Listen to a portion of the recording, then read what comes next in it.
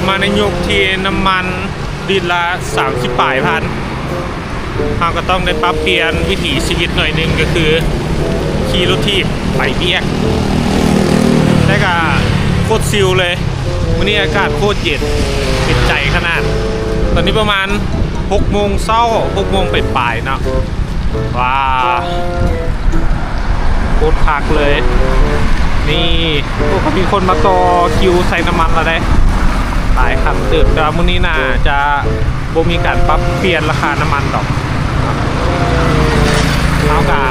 ไม่ใช่แล้วแต่ว่าต้องได้ตื่นเช้าหน่อยนึงแต่ว่าเป็นอย่างน้อยประมาณ6 โมงก็ถือว่าโอเคเลยแล้วเขาก็ขี่ไปกันตอนเช้านี่โอเคแต่ว่าตอนแรงนี่เด้อมันอยู่ในช่วงยามร้อนแล้วเด้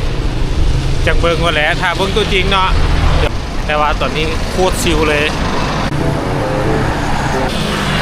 กลับมาในยุคที่น้ำมันลิตรละ30 ปลายพันเราก็ต้องได้ปรับเปลี่ยนวิถีชีวิตหน่อยนึงก็คือขี่รถทีบไปเบียกแต่ก็โคตรซิลเลยวันนี้อากาศโคตรเย็นติดใจขนาดตอนนี้ประมาณ6 โมงเช้า6 โมงปลายๆเนาะว้า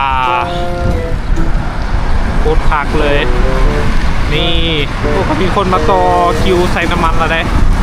หลายคันเติบแต่มื้อนี้น่าจะบ่มีการปรับเปลี่ยนราคาน้ำมันดอกเอากะไม่ใช่แล้วแต่ว่าต้องได้ตื่นเช้าหน่อยนึงแต่ว่าเป็นอย่างน้อยประมาณ6 โมงก็ถือว่าโอเคเลยแล้วเขาก็ขี่ไปกันตอนเช้านี่โอเคแต่ว่าตอนแรงนี่เด้อมันอยู่ในช่วงยามร้อนแล้วเด้จังเบิ่งว่าแหละถ้าเบิ่งตัวจริงเนาะแต่ว่าตอนนี้โคตรซิลเลย